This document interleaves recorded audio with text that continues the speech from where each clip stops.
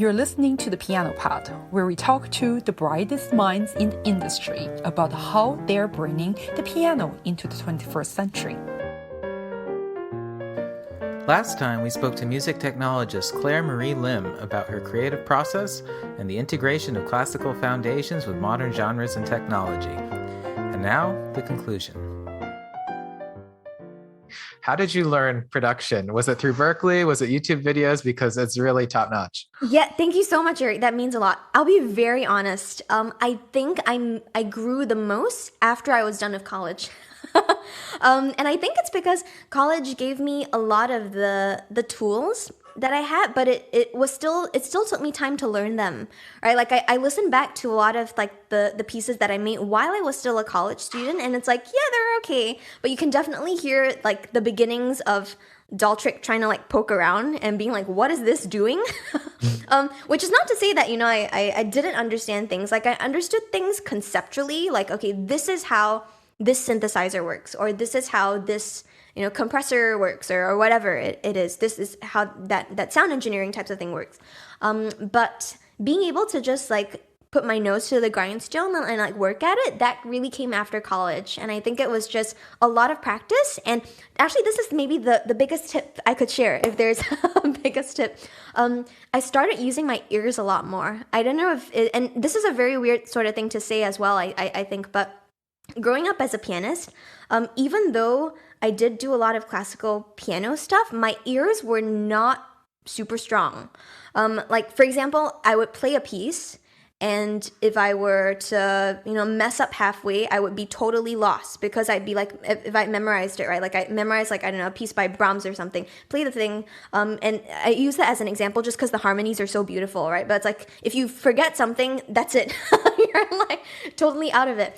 Versus now, like, it's funny, I actually revisited this piece not long ago. I'm thinking of the intermezzo in A major, like Opus 118. But I played that back when I was much younger, and I remember having like a total brain fart where I gave up halfway because I couldn't remember the piece. I revisited it a couple of months ago, and I managed to play it, and this time I was like, wait, this is that chord, this is this chord, la la la.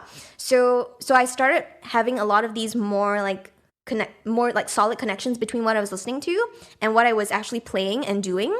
And the reason I bring about this anecdote of like using the ears is because I think being a classically trained musician took me a lot away from relying on the ears and instead relying on eyes for notation. But the moment I started doing a lot of the listening, that helped a lot also with my production stuff, because then I would be listening to a song and I'd be like, okay, yes, that's a very cool synthesizer part. Okay, so we know it's a synthesizer, but what kind of wave is it made with? Is it like a saw wave, or is it like a sine wave, or whatever? And also, is it coming in very quickly? Like, does it have a very fast attack like a piano, or is it more like fading in? And then, like, what kind of effects does it have? Like, is it, does it have reverb? Does it have like a delay on it, or a filter or something? And kind of being able to use that part of the listening toolkit to apply that to electronic music helped me realize that, okay, so I know what that sounds like. Now I'm looking in my production software, and it sounds like that, which doesn't sound like the original. So how do I get closer to that sound? And that was really something that I only developed after college. I was developing beginnings of that as a student, but it was really when I, really started doing a lot of this regular practice and opening my ears very literally to stuff, that my production, I think, got a lot better. So I don't know if that helps, Ari. That was like a very roundabout way of saying that. Yeah, no, it makes total sense to me. I mean, you're basically talking about the difference between playing music versus making music, right? Totally. Yes. Yeah. Have you ever heard of, I think it's Centorial? Do you know that? Yes. Yeah. Totally. Right? Because I tried a few lessons in that where they give you a synth sound and then you have to try to make it yourself. And I knew I was bad, but I didn't think I was that bad. It's really hard. But I feel like this is the modern equivalent of your training, right? Yeah, it totally is. And that's actually things that I do with my students. So if any of my students are listening to this, which they might, it's like, now you know where it comes from. Now you know why we do the thing. But yeah, we'll play a sound, or sometimes it'll be something that they bring too. They bring to the table. So they're like, hey, there's this new song that's on the radio. Let's listen to it. And let's kind of think a little bit about how that works. And sometimes it's not even a sound, but it could be something like the processing on a vocal. For example, so like this singer's voice, like how are they processing his or her voice or their voice, right? Like what kind of effects do they put on, their vocal chain in that case? And that's a part of the ear training too, listening to all of these different artist types of sounds and then being, how do we recreate that if we want to? So I'm very curious about this Ableton. Sorry, I have to read. I'm so old. That's okay. The Ableton keypad. Yeah, can you show us if you have in front of you? Absolutely. So this is something, this is an instrument that's called the Ableton Push. And it works very interestingly because the layout will change depending on what you want it to be, which is it's kind of fun. The cool part about it is that, let me see if I can also share my sound. So the cool part about this too is that it's not just specific to one type of sound. So it could pretty much be like any sound that you want it to. At the moment, I've got some kind of electric piano sound pulled up. But that's how you kind of played it. And I don't know if anyone plays guitar. Maybe some of the listeners will play guitar, but this particular layout is very similar to guitar. So each note that's directly above each other is a fourth above each other. So for example, that's your major chord, that's F, that's G. So you can play a lot of these chords everywhere. But yeah, this is my main controller that I like using a lot. The main reason why I do it is because of what I mentioned just now, which is that it doesn't... Oh, sorry, let me move my mic. The main reason why I like playing it so much is because you can have different types of sounds, right? So the electric piano is one of them at the moment. But I'd love to get a suggestion from like any of y'all. Would you like to hear a different instrument? Maybe we can find something else. Something weird. Yeah, okay, cool. Let's do something out there. Yeah, maybe something weird, right? So I'm gonna browse for a different sound. Maybe like let's do an effect. So okay, cool. Can I ask, Claire? Are these sounds loaded into the controller, or is it separately on your computer? Yeah, so these are all, that's a great question, Eric. So these are all in the software. So in the software Ableton Live, you have to connect this to the software for it to work. So very honestly, like if I didn't connect this to my computer, it would just be like a really expensive paperweight, like a $700 paperweight. But yeah, let's see what happens if we load like this one up. That one was kind of fun. So let's see. Cool. So we got some lasers now. Wow. Going. That's fun. Yeah, but if we wanted to, we could also do something that's like totally different. So maybe let's do, let's do some drums. So you can do like some drum kits as well, which is kind of fun. Let's see if we can do, let's do like a classic 808 thing. Ooh, load that. Cool. So now the layout has changed, right? We're not seeing those notes anymore, but now we're seeing drums. So I can do like drums over here. So it's really flexible. It's one of my favorite parts about using this instrument. It is created by the company Ableton that also creates the software Ableton Live. So that's the software that I was connecting to that is in my computer that I'm connecting to at the moment. So it integrates really well with that software.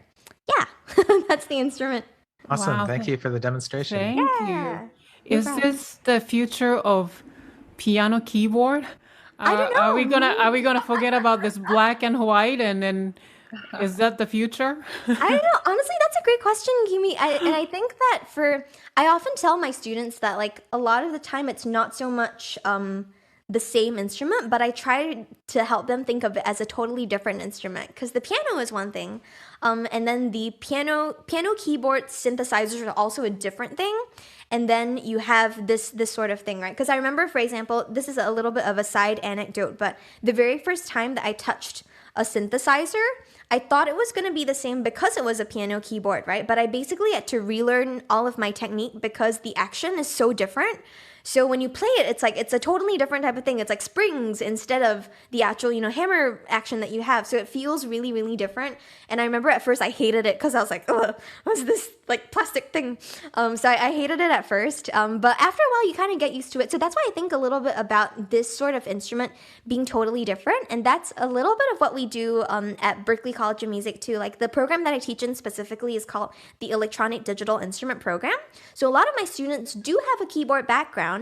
In part because we do use keyboard controllers in their instruments too, but some of them will use push, and some of them will use other instruments that look a little more different. Also, there's like lots of different instruments too. So it really depends on the student. And that's why we think of it as a totally separate vein. So I think maybe it is the future, but I don't think it'll replace the piano. I think it'll all kind of grow together, if that makes sense. Yeah.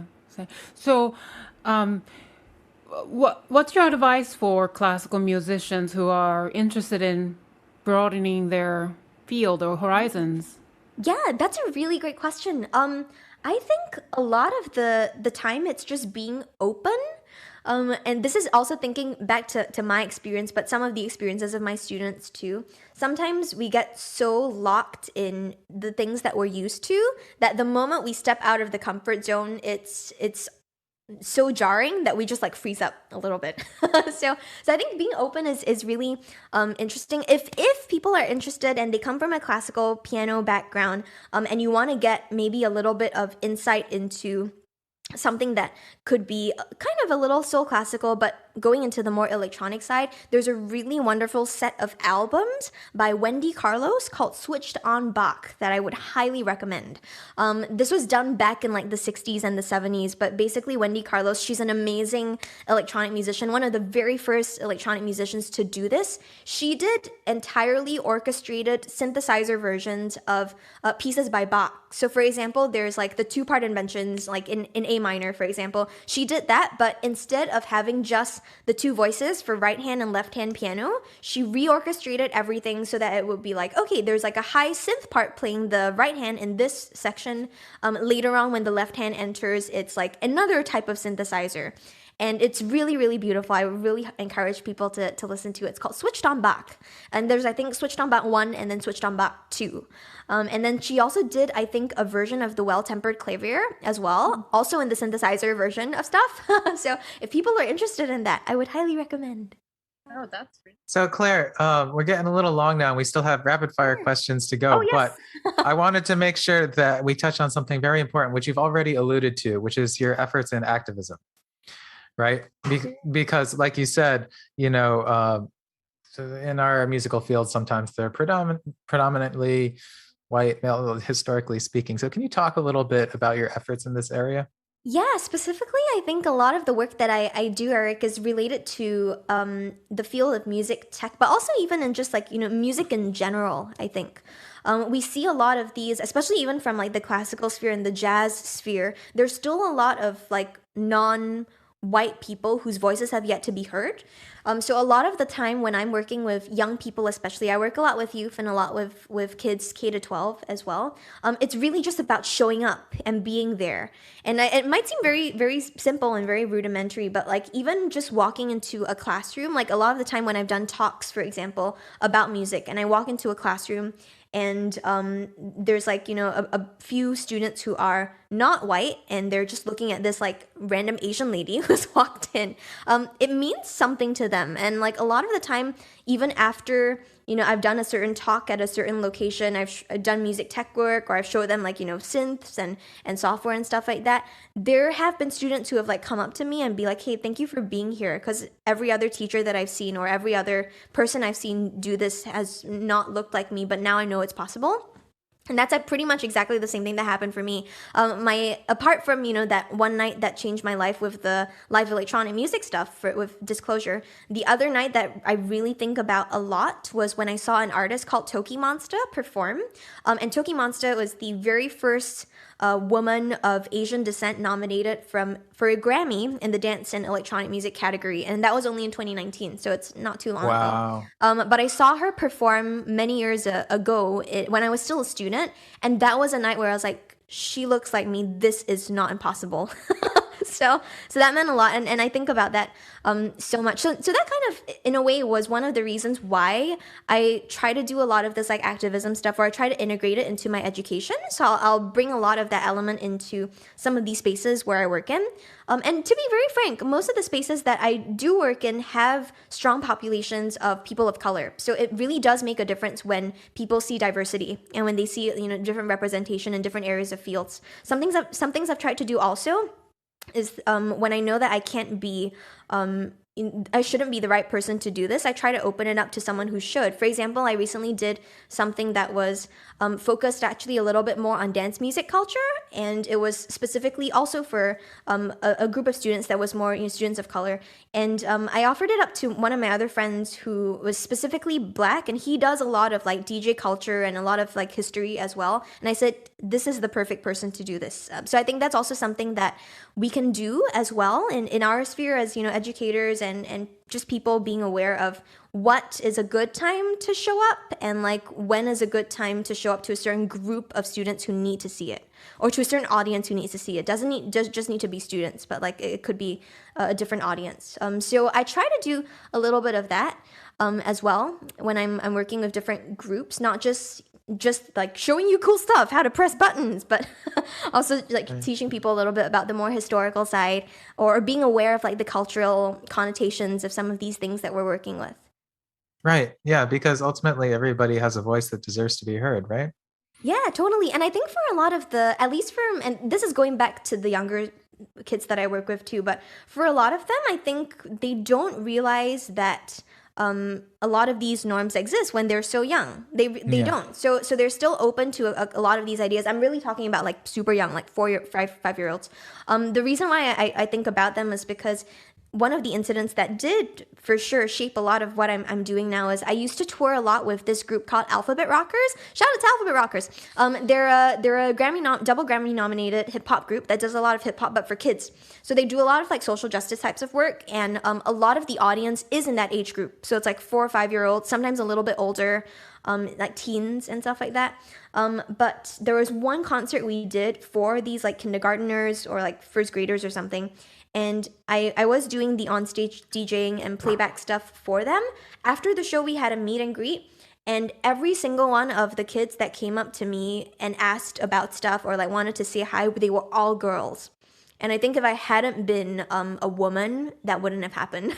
And then like all of the boys were like in the back. And I just thought of like, imagine all of these opportunities where maybe there wasn't a woman here and it was just the boys that were coming up, and all of these girls wouldn't have the chance or the courage really to acknowledge like, hey, I want to find out more about what she's doing, or what they're doing, on stage and stuff. So I think a lot about these actual practical things happening, not practical, but like real life situations happening and the real effect that it has on a person, just because I think of the real effect that it had on me at the time. So yeah.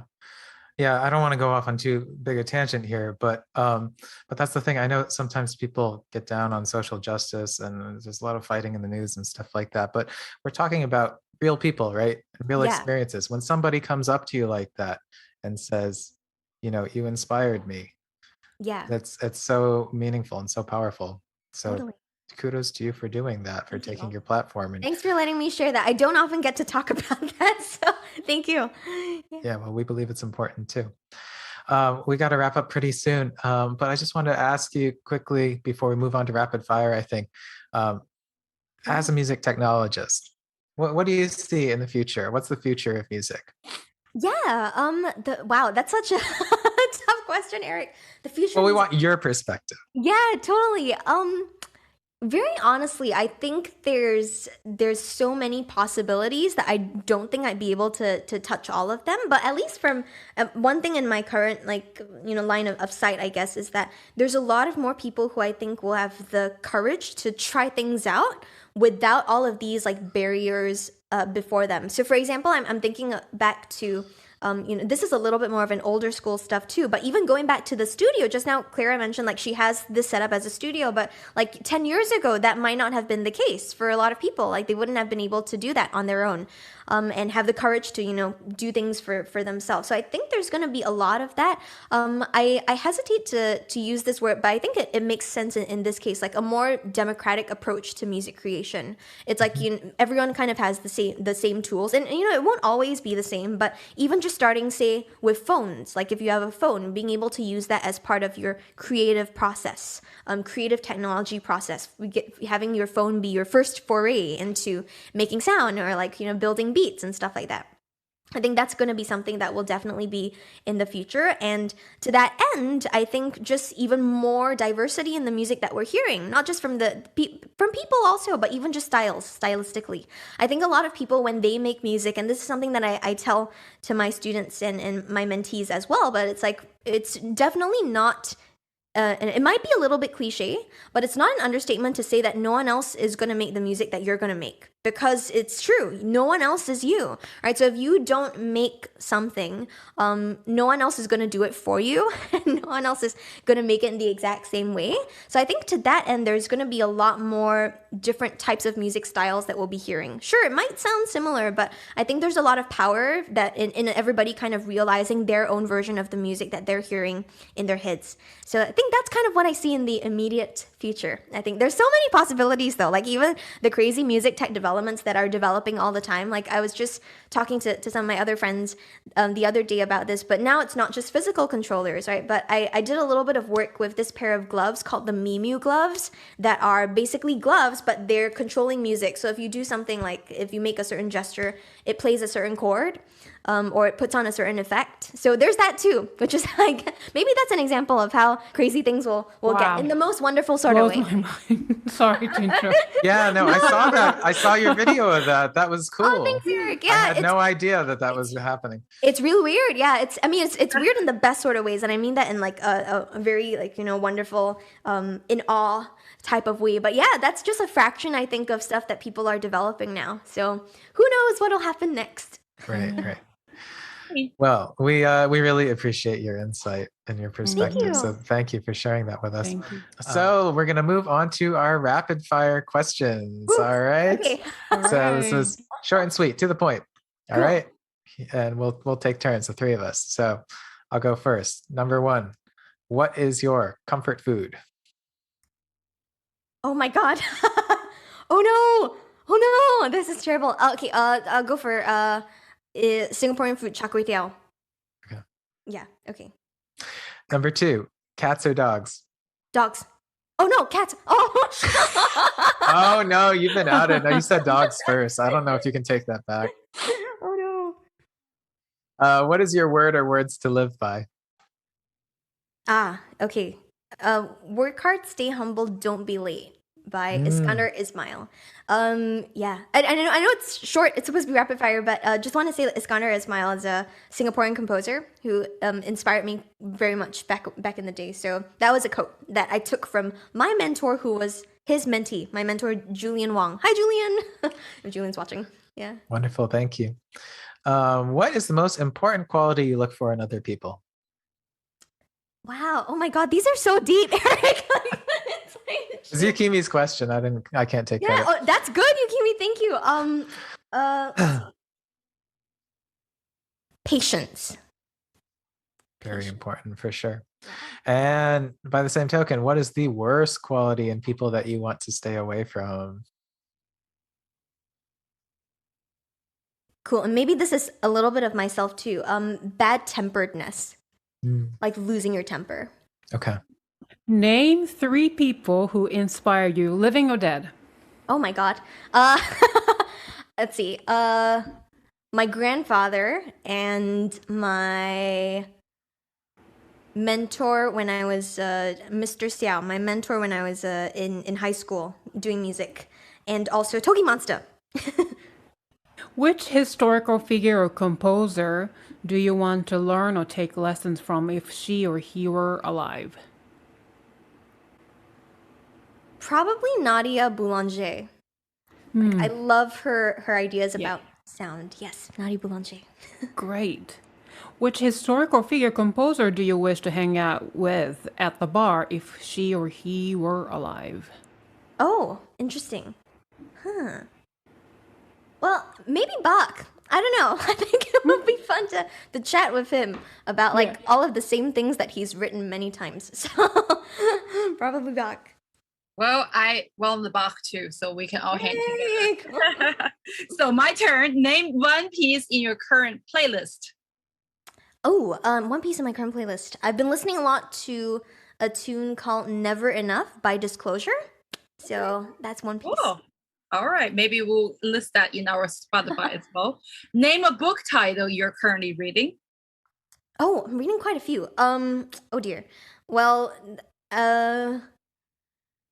let's see, what would be a good one? The reason I hesitated was because the one that initially came to mind, and you can feel free to edit this out, but it's called Assholes. So I don't know. That's why I was like, okay, I probably shouldn't say that like on the. It's actually in the background over there. Whoops. If that's okay, then that's the book that I've been currently reading. It's very fun. It talks a lot about the human condition actually, and about like narcissism, which is why I thought is interesting. Another book that I've been reading is revisiting actually was Becoming by Michelle Obama. So that's been another one that I've been looking at too. But yeah, feel free to edit that first part. We'll keep out. both. Maybe we'll beat no. You get only one song or piece to listen to for the rest of your life. What is it? Oh wow. That one's tough.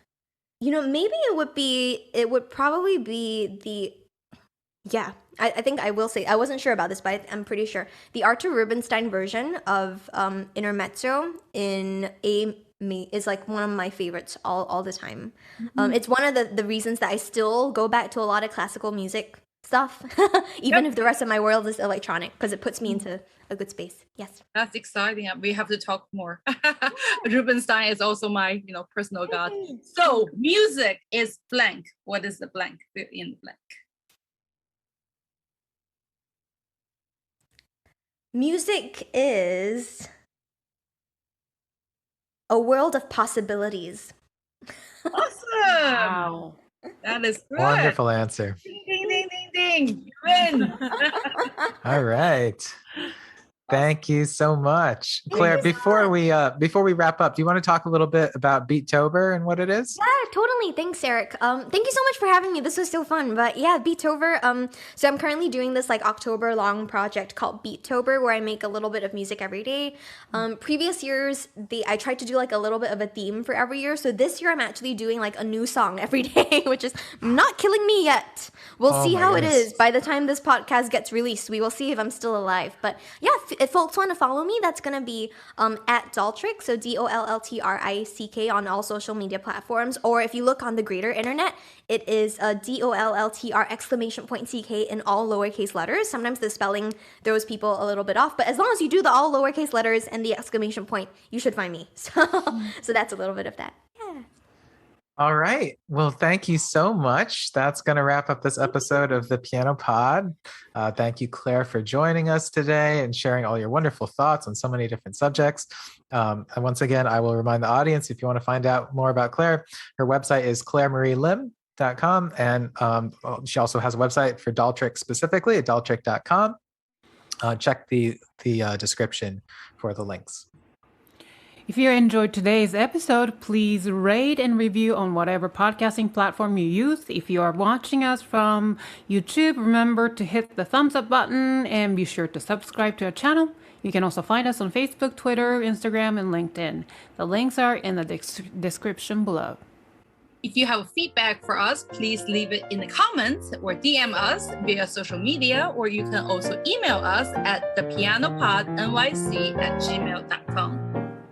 And we will see you all for the next episode of the Piano Pod. Bye, everybody. And thank you, Claire.